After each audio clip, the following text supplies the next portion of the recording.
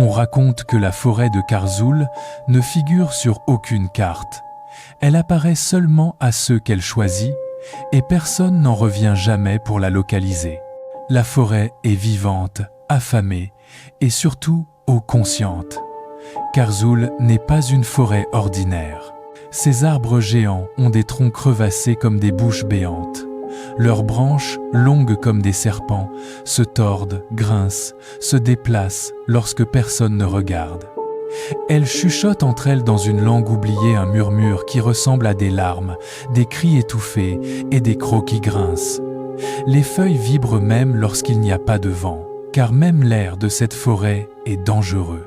Il s'épaissit parfois, se solidifie pendant quelques secondes, emprisonnant les proies comme une toile invisible faite de souffle. Respirer devient un combat. Le vent lui-même semble vouloir étouffer les intrus. Les rivières de Karzoul ne coulent pas, elles rampent. Les eaux sombres sont traversées par des reflets qui n'appartiennent à personne. Elles sentent le sang frais et vibrent comme si elles avaient un cœur. Celui qui se penche pour boire voit son reflet lui sourire, puis une main liquide sortir pour l'attraper. Dans cette forêt, même la soif peut tuer. Les pierres, elles, murmurent sous les pas. Certaines sont si sensibles qu'un simple contact peut réveiller une montagne entière.